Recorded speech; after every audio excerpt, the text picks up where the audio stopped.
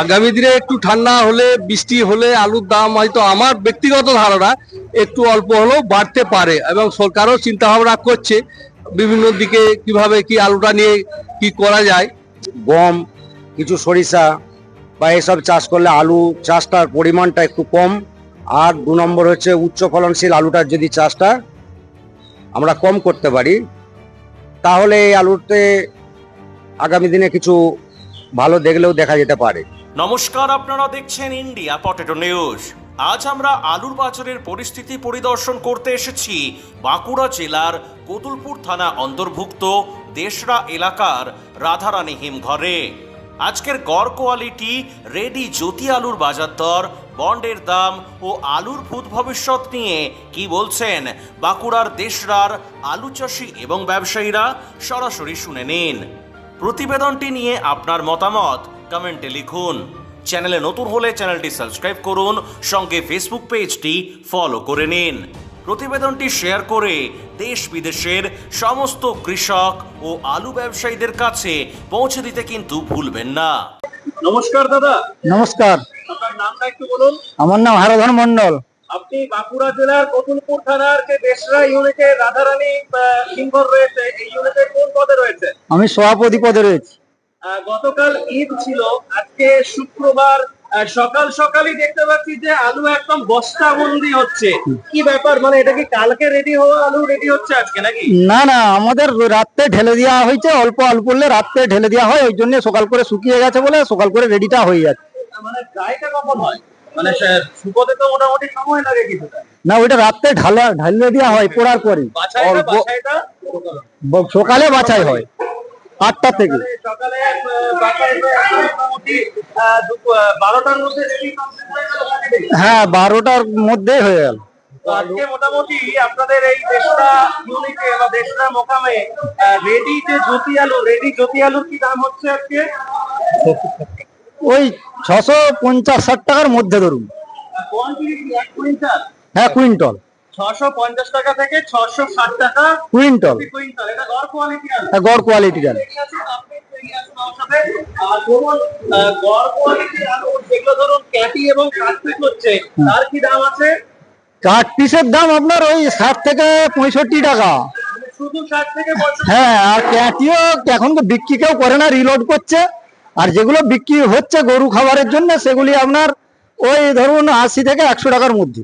আর জ্যোতি আলু ছাড়া আর কোন কোন ভ্যারাইটির আলু আজকে আপনাদের এই রাধারানী হিমঘর থেকে নিকাশি হচ্ছে? জ্যোতি না, ছাড়া? জ্যোতি ছাড়া আজকে আর কোনো আলু আমাদের এখানে হয়নি।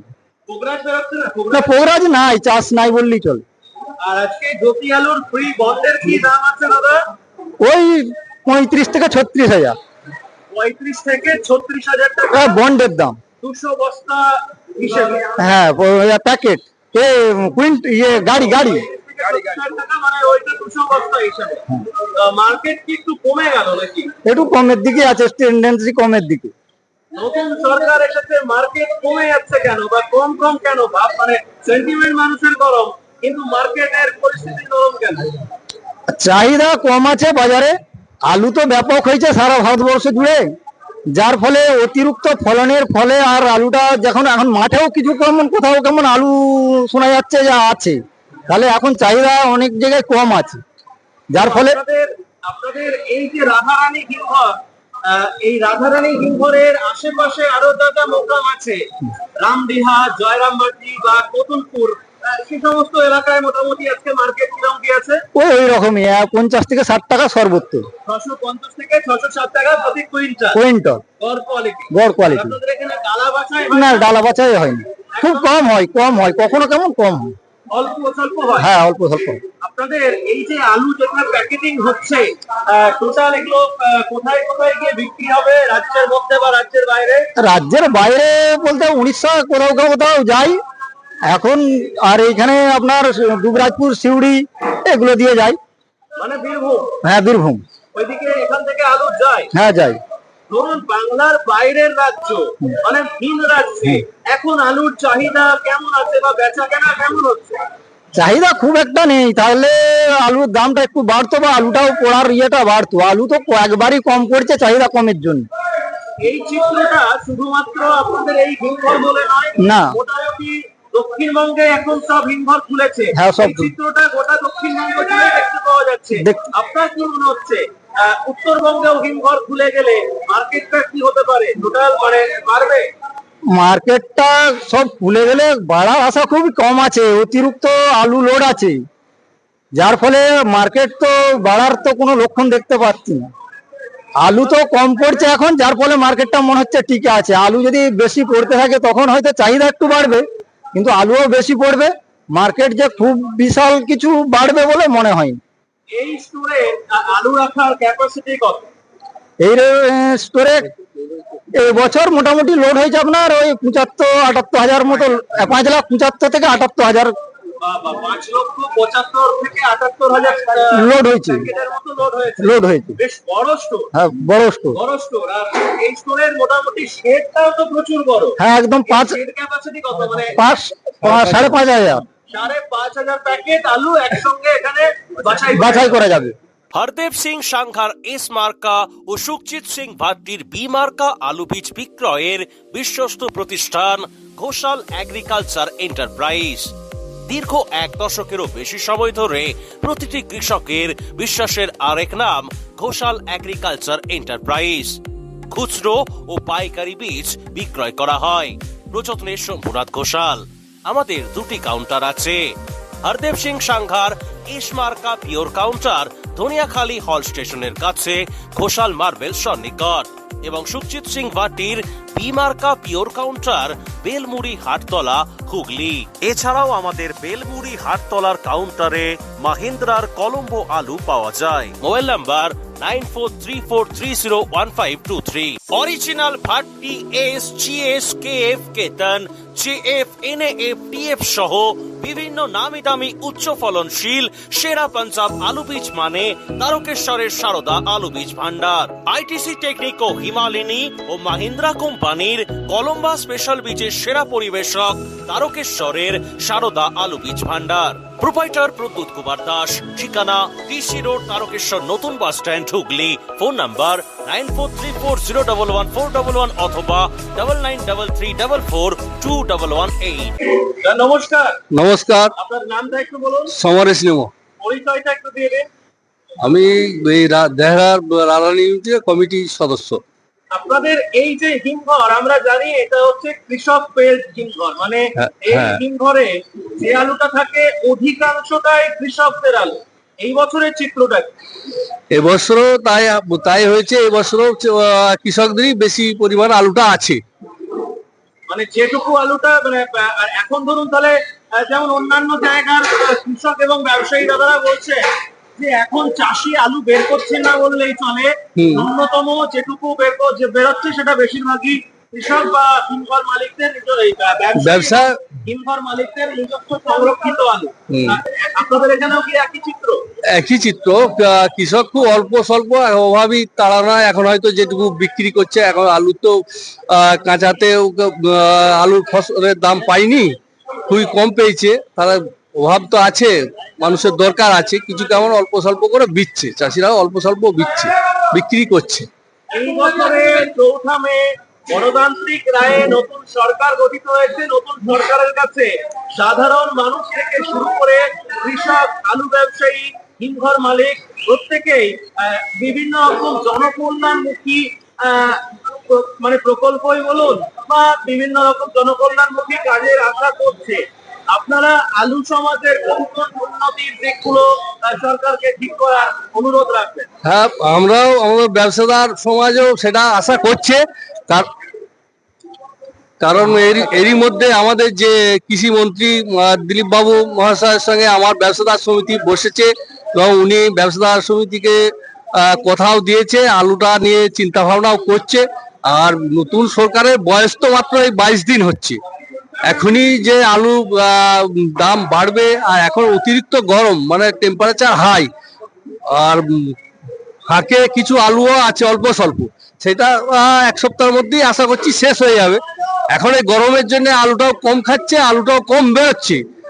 আগামী দিনে একটু ঠান্ডা হলে, বৃষ্টি হলে আলুর দাম হয়তো, আমার ব্যক্তিগত ধারণা, একটু অল্প হলেও বাড়তে পারে, এবং সরকারও চিন্তা ভাবনা করছে বিভিন্ন দিকে কিভাবে কি আলুটা নিয়ে কি করা যায়, চাষি বা শিল্পপতি বা ব্যবসাদার সবাই যাতে উপকৃত হয় সেটাও চিন্তা ভাবনা করছে। দেখা যাক আগামী দিনে কি হয়, সেটা আগামী দিনই বলবে। আমরা গতকাল এবং গত পরশু দুদিন যে প্রতিবেদন বানিয়েছি, বিশেষ করে গত পরশুর প্রতিবেদনে আমরা আলোচনা করেছি বীরভূমের আলু ব্যবসায়ী উত্তম ভগতবাবুর সঙ্গে, যে এই যে খাদ্যমন্ত্রী মহাশয়, পশ্চিমবঙ্গের খাদ্যমন্ত্রী মহাশয় বলেছেন যে রেশনে গম দেওয়া হবে। তাহলে রেশনে গম দেওয়া হবে মানে সেই গমটা নিশ্চয়ই অন্য রাজ্য থেকে আনতে হবে, পাঞ্জাব, হরিয়ানা, উত্তরপ্রদেশ, এই সমস্ত রাজ্যগুলো থেকে। তাহলে আমাদের বাংলাতে আলু চাষ বিপুল পরিমাণে বেড়ে গেছে। একটু চাষটা কম করে যদি আলুর সমসময়ে কৃষকেরা গম চাষ করে, সেই গম যদি সরকার কিনে, সেটা কতটা উপকার হবে বলে মনে হয়? সেটা তো উপকার হবেই। আলু যদি এখন এখানে পশ্চিমবাংলার একমুখী চাষ হয়ে গেছে, মাল্টিপারপাস চাষ যদি করে চাষি, কি 5 কাঠা হয়তো কি সামান্য কিছু গম, সামান্য কিছু আরো অন্য ফসল যদি চাষ করে, আলুটা সবাইকে বলবো আলুটা পুরো চাষ না করে অল্প স্বল্প এই গম চাষ যদি করে, সরিষা চাষ করলে সেটা সবাই উপকৃত হবে। কারণ গমের দাম বেশি, আটার দাম বেশি, তাহলে গমেরও একটা ভালো ফলন আছে, সরষেরও ফলন আছে, সেটাও বিক্রি করে চাষি উপকৃত হতে পারবেন। আপনি ভেবে দেখুন, সরষের তেল আজকে কত দাম। হ্যাঁ, আটা, গম থেকে যে আটা তৈরি হয়, কারণ- আটাও আজকে দাম প্রচুর। কারণ সবগুলোই অন্য রাজ্য থেকে আসছে, যেমন গম পাঞ্জাব, উত্তরপ্রদেশ, হরিয়ানা থেকে আসছে, সরষেও ওইসব বিভিন্ন রাজ্য থেকে আসছে। আমাদের পশ্চিমবাংলায় তো আর গম আর সরিষার চাষটা নাই বললেই চলে, খুব কোথাও কেমন ছিটে ফোটা আছে আর কি। আর যৎ সামান্য। চাপাডাঙ্গায় উন্নত মানের পাঞ্জাব আলু বীজের একমাত্র ঠিকানা তারকনাথ আলু ভান্ডার। সংঘা, ভট্টি, খালসা, কপুর, করণ, কিষান সহ পাঞ্জাবের নানা নামি দামি কোম্পানির আলু বীজের বিশ্বস্ত প্রতিষ্ঠান তারকনাথ আলু ভান্ডার। আমাদের ঠিকানা college road, Chapadanga, Hooghly. Proprietor Taraknath Nag ও মহারাজ নাগ। Phone number 9883465765। নমস্কার দাদা। নমস্কার, দাদা নামটা একটু বলুন। শম্ভুনাথ নন্দী, ব্যবসায়ী ব্যবসায়ী, এবং চাষী। চাষি। আপনারা প্রচুর বাইরে বাইরে কাজ করেন, আপনি ফ্ল্যাটে ট্রেডিং করেন, আমি যেটুকু জানি। বাইরের মার্কেটের কি পরিস্থিতি রয়েছে একটু তুলে ধরার জন্য অনুরোধ করবো। বিশেষ করে আপনারা একদম যে সমস্ত মার্কেটে একদম ঘরোয়া ব্যবসা করেন, সে সমস্ত মার্কেটে, বিশেষ করে ওড়িশা টড়িশা, এগুলোর কি খবর রয়েছে? বাইরের মার্কেটের পরিস্থিতি বলতে বাইরের মার্কেট কোথাও তেমন ভালো নেই। আমাদের বাইরের মার্কেট বলতে বাংলার আলুটা মূলত যে উড়িষ্যা একটা ব্যাপক অংশ কভার করে, সেখানেও চাহিদা খুব ভালো নয়। ভুবনেশ্বরে চাহিদার তুলনায় যে আলুটা আমদানি হচ্ছে তাতে প্রত্যেকেরই কম বেশি ভালো পরিমাণ লোকসান আছে। আর লোকাল মার্কেট বলতে ওই উত্তরবঙ্গ, সেখানেও আলুর চাহিদা উল্লেখযোগ্য কোথাও বাড়েনি। এখনো পর্যন্ত আমাদের বাংলার বাইরের আলুটা যত সামান্য হলেও রয়ে গেছে। উত্তরবঙ্গতেও তাই, আলুটা বাইরের আলুটা তো নষ্ট হচ্ছে প্রচুর, মার্কেটেও ক্লেম হচ্ছে। তো সামনে জুনের প্রথম সপ্তাহ থেকে উত্তরবঙ্গ হয়তো খুলবে। এখনো তো যা খবর মনে হয় দক্ষিণবঙ্গের সমস্ত স্টোর খুলে উঠতে পারেনি, কিছু কিছু বাকি আছে। কিছু অল্প কিছু হলেও বাকি আছে। মানে এমন এমন স্টোর আছে যারা এখনো আনলোডিং শুরুই করতে পারে না, এখনো আনলোডিং শুরুই করতে পারেনি। ধরুন একটা প্রত্যেকটা জিনিস, যে কোনো শিল্প যে যাই হোক, যে কোনো কিছুই প্রত্যেকেই একটা প্রফিটের জন্য করে। এই যে ধরুন আমি আজকে আপনাদের এখানে এসেছি, আমিও নিশ্চয়ই একটা কোম্পানি থেকে বেতন পাই। আলু যারা চাষ করেছে তারাও একটা প্রফিটের আশায় রেখেছে। কিছুক্ষণ আগেই সমরেশ বাবু বললেন যে হয়তো আলুর মার্কেট একটু ভালো হলেও হয়তো হতে পারে। আপনার ব্যক্তিগত মতামত কি বলছে? আমার ব্যক্তিগত মত, আলুতে ভালো হওয়ার কোনো জায়গা আছে বলে আমি তেমন কিছু দেখতে পাইনি। বিশেষ করে বাংলার আলুটা যে একটা পাহাড় প্রমাণ লোডিং, সমিতি হিসাবে প্রায় 16 কোটি প্লাস, আমার মনে হয় তারও বেশি। অল ইন্ডিয়া ব্যাপী আলুটা একটা প্রচুর পরিমাণে লোড হয়ে আছে। সেই জায়গায় যে মে মাসে, বিগত দিনে 25 সালে মে মাসে তো যে আলুটা নিকাশি হয়েছিল, সে তুলনায় 26-এর মেতে আলু নিকাশি কম আছে। এটাও আবার এক্সট্রা ব্যালেন্সের উপরে চাপবে। আমরা এই যে বলছি যে বারংবার যে কৃষকদেরকে বিকল্প চাষে মানে যেতেই হবে, না হলে উপায় নেই। কারণ বছর বছর আলু চাষ বাড়ছে, আলু সব জায়গাতেই অতিরিক্ত ফলন, অধিক চাষ। তো এই যে ধরুন আমরা মুখে বলছি, ভিডিওতে বলছি, আপনারা বলছেন, কিন্তু এক্স্যাক্টলি কোন পদ্ধতিতে বা কোন উপায়ে সত্যি কৃষকদেরকে আলু বাদে অন্যান্য চাষের মুখী করা যায়, সেটা মানে যদি কিছু বলেন। দেখুন, বাংলার দুটি কৃষি প্রধান দ্রব্য হচ্ছে একটি ধান, একটি আলু। এখন ধানকেও ছাপিয়ে আলু, বিগত বেশ কয়েক বছর ধরে আলুটাই হচ্ছে মূল অর্থকরী ফসল। কিন্তু বর্তমানে এই আলু শিল্পটা সমাজের বিভিন্ন স্তরে আলুর সাথে জড়িত প্রত্যেকেরই কম বেশি অবদানের জন্যই আলু শিল্পটা ধ্বংস হতে চলেছে। আলু আজ বাংলায় বিগত বছরের থেকে দেখছি অতি উচ্চ ফলনশীল আলু যথেচ্ছ পরিমাণে চাষ হচ্ছে। এর প্রোডাকশন তো হ্যাবক, যেখানে জ্যোতি আলু 5খানা করে ফলন হয় কাঠাপতি, সেখানে 8টা 9টা করে। এই একটা ক্রেতা অল্প দামে যে আলুটাই পাচ্ছে সে আলুটাই খাচ্ছে। 2 নম্বর হচ্ছে চাষি আলু ছাড়া দ্বিতীয় কোনো চাষ প্রতি এখন অনীহা দেখতে পাচ্ছি। এটা প্রত্যেকেই যদি বিকল্প চাষ বলতে ধরুন কিছু গম, এটা একটা গুরুত্বপূর্ণ জিনিস, গম, কিছু সরিষা বা এসব চাষ করলে আলু চাষটার পরিমাণটা একটু কম।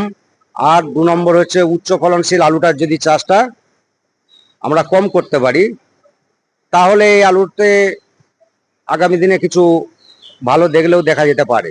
আমি নাম বলবো না, গতকাল আমি আপনাদের বাঁকুড়া জেলারই একজন প্রভাবশালী আলু ব্যবসায়ীর কাছে গেছিলাম। উনি গল্পের ছলে আমাকে বলছিলেন, উনি নামটা বলতে বারণ করেছেন। উনি বলছিলেন যে আপনারা এইটা মানুষকে ভাবান যে এডিওর মাধ্যমে, যারা বিভিন্ন যে ব্লকে ব্লকে যারা এডিও রয়েছেন তাদের মাধ্যমে যদি একটা ক্যাম্প করা যায় যে আলু চাষের আগে যে আপনারা এই চাষগুলো করুন, বা আরো গম বা সরিষা বাদে এমন অনেক জিনিস রয়েছে, যেমন ধরুন সজনে ডাঁটা বা বিভিন্ন ধরনের আরো যে পেঁয়াজ বা সবজি। আজকে ধরুন একটা জিনিস বলুন, কাঁচা সবজি, এই যে গ্রীষ্মকালে কাঁচা সবজি, অধিকাংশ কাঁচা সবজিটাই কিন্তু আমাদেরকে বাইরের রাজ্য থেকে আনাতে হয়, তাই তো? আপনারা তো বাজার করেন, ঠিক আছে? অবশ্যই অবশ্যই। এটা নিয়ে যদি কিছু মতামত দেন এই বিষয়টা নিয়ে। দেখুন, এটা নিয়ে আমরা সমাজে বিশাল কিছু প্রভাব ফেলতে পারবো বলে আমার ব্যক্তিগত মনে হয় না। এটা কৃষক সমাজকে উদ্বুদ্ধ করতে হবে একমাত্র গভর্নমেন্ট বা প্রশাসন যদি তার কৃষকদেরকে যদি সেরকম ভাবায় বিকল্প চাষের পদ্ধতি, অবশ্যই এডিও দপ্তর, কৃষি দপ্তর তাদেরকে যদি বিকল্প চাষের সম্বন্ধে ক্যাম্প করে তাদেরকে যদি বোঝানো হয়, তাদেরকে এই পরিস্থিতিটা সামনে দেখানো হয়, যা আপনি কিছু গম চাষ করুন, কিছু সরিষা করুন, কিছু বাদাম করুন, কিছু অন্যান্য শাকসবজি করুন, তাহলে আলুর পরিমাণটা, আলু বিগত দিনে যে কয়েক বছর যে আলুর সাথে জড়িত প্রত্যেকটি সংস্থার কি পরিমাণ অবস্থা আজকের দিনে সবাই দেখতে পাচ্ছেন।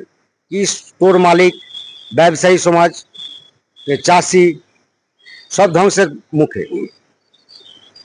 এরা আছে, সচেতন হওয়া দরকার বলে আমি মনে করি। স্যার, নমস্কার, নামটা একটু বলুন। গোপাল মন্ডল, সহসভাপতি এই ইউনিটের।